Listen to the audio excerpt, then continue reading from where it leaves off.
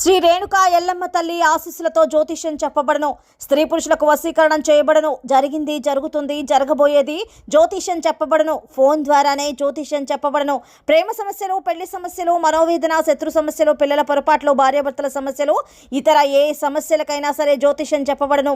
Phone number 9502639029. Hi friends, అందరికీ నమస్కారం అండి. తులారాశి వారి జాతకులు అక్టోబర్ మాసంలో 2వ తేదీ అమావాస్య తిథి రాబోతూ ఉన్నది. ఈ యొక్క అమావాస్య తిథి నాడు మీ జీవితంలో ఈ కీలక మార్పు అయితే జరగబోతూ ఉన్నది. మీరు ఏ మాత్రము కూడా అశ్రద్ధ వహించకండి. ముంచుకొస్తుంది ఇది భారీ ప్రమాదం అని చెప్పాలి. ఈ యొక్క ప్రమాదం నుండి బయటపడాలంటే భగవంతుడే మీకు సాయం చేయగలడు. ఈ దేవత ఆరాధన తప్పక చేయండి. అసలు ఏం జరగబోతుంది, ఎటువంటి ఫలితాలు కలగబోతున్నాయి, ముంచుకొస్తున్న ఆ యొక్క ప్రమాదం ఏమిటో తదితర పూర్తి వివరాలు అన్నీ కూడా మనం ఈ వీడియోలో సంపూర్ణంగా సవివరంగా తెలుసుకుందాము. అంతకంటే ముందు ఫ్రెండ్స్, వీడియోని పూర్తిగా చూడండి. అప్పుడే మేము ఏం చెప్పబోతున్నామో మీకు అర్థమవుతుంది. వీడియో గనక మీకు నచ్చినట్లయితే గనక లైక్ చేయండి.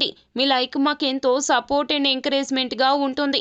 ఇక ఆలస్యం చేయకుండా వీడియోలోకి వచ్చేద్దాం. ఈ రాశి జాతకులు ఎల్లప్పుడూ కూడా ఎదుటి వారి గురించి, కుటుంబం గురించి ఆలోచిస్తూ ఉంటారు. వారి గురించి వారు అసలు ఆలోచించుకోరు. ఎప్పుడూ కూడా ధన సంపాదన ధ్యేయంగా ముందుకు వెళ్తూ ఉంటారు. వీరితో పాటు ఉన్నవారు అందరూ కూడా సంతోషంగా ఉండాలని భావిస్తూ ఉంటారు. కానీ వీరికి ఇంతటి విపత్తు అయితే ఈ యొక్క అక్టోబర్ 2 అమావాస్య తిథి నాడు కలగబోతూ ఉన్నది. ఈ యొక్క సంఘటన జరుగుతుందని కలలో కూడా మీరు ఊహించి ఉండరు. కాకపోతే ఎప్పటి నుంచో కూడా ఈ యొక్క ఇబ్బంది మిమ్మల్ని చాలా వరకు కూడాను కోలుకొనివ్వడం లేదు. కానీ ఒక్కసారిగా ఇంత పెద్ద ఇబ్బందిగా మారుతుందని మీరు కూడా అస్సలు ఊహించి ఉండరు.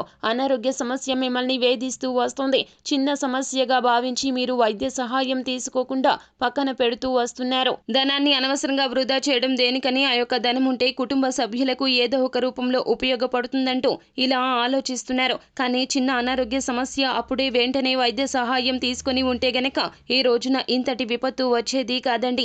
ఈ రోజున మీరు స్త్రీలు అయినా పురుషులు అయినా కూడాను ఈ యొక్క రుగ్మత మిమ్మల్ని ఇబ్బంది పెడుతుంది. ఎంతలా అంటే గనక వెంటనే వైద్య సహాయం పొందవలసి వస్తుంది. గుండె సంబంధిత, శ్వాస సంబంధిత ఇబ్బందులు ఈ రోజున మిమ్మల్ని మూకుమ్మడిగా దాడి చేయబోతూ ఉన్నాయి. వెంటనే వైద్యుణ్ణి సంప్రదించండి. సరి అయిన వైద్య చికిత్స తీసుకోవడం ఉత్తమంగా చెప్పడం జరుగుతుంది. మీ యొక్క కుటుంబ సభ్యుల బాధను చూసి మీరు ఈ రోజున చాలా కుంగిపోతారు. మీకు ఏం జరుగుతుందా అనే బాధ ప్రతి ఒక్కరి కళ్ళల్లో కనిపిస్తుంది. మీ నిర్లక్ష్యం వలనే ఇదంతా జరిగింది. ఎప్పుడైనా కూడాను చిన్న సమస్యను మనం పరిష్కరించుకుంటే అది పెద్ద సమస్యగా మారదండి. ఈ విషయం అర్థం చేసుకోండి. కుటుంబ సభ్యులు అందరూ కూడా మీకు మద్దతుగా ఉంటారు, ప్రోత్సాహకాన్ని అందిస్తారు. వారి యొక్క సేవతో, వారు చూపించే శ్రద్ధతో మీరు తొందరగానే కోలుకొని బయటపడతారండి. మీరు బాధపడి వారిని బాధ పెట్టకండి, నిరుత్సాహపడకండి. వెంటనే మీరు చేయవలసింది ఏమిటంటే గనక మానసిక ప్రశాంతత కలిగించుకోండి. అన్ని రకాల సమస్యలు పక్కన పెట్టేయండి. మీరు బాగుంటేనే ఏదైనా చేయగలరు.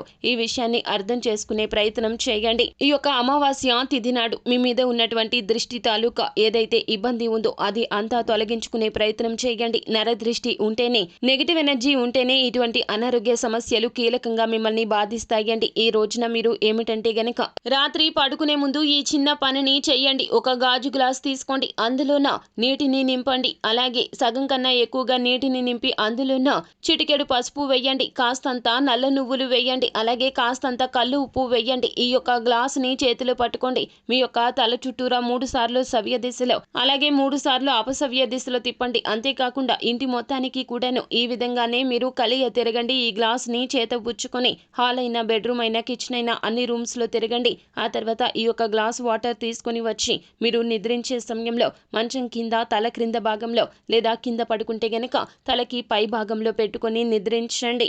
అనగా అమావాస్య తర్వాత రోజున ఈ యొక్క నీటిని తీసుకొని వెళ్ళి ఎక్కడైనా సరే వాష్ ఏరియాలో కానీ, నిర్జన ప్రదేశంలో కానీ, పారే నీటిలో కానీ పోసేసి వచ్చేయండి. అలాగే అమావాస్య తిథి నాడు మీరు శివారాధన చేస్తే మేలు కలుగుతుంది. నిత్యము కూడాను సుబ్రహ్మణ్య అష్టకాన్ని పఠించండి. అలాగే కనకదార స్తోత్ర పఠన పారాయణాన్ని గావించండి. అంతా మంచి జరుగుతుంది. శుభం భూయాత్. సో ఫ్రెండ్స్, చూశారు కదా, ఈ వీడియో గనక మీకు నచ్చినట్లయితే గనక లైక్ చేయండి. అలాగే మరిన్ని వీడియోస్ కోసం మా ఛానల్ని సబ్స్క్రైబ్ చేసుకుని ఫాలో అవ్వండి. Thank you.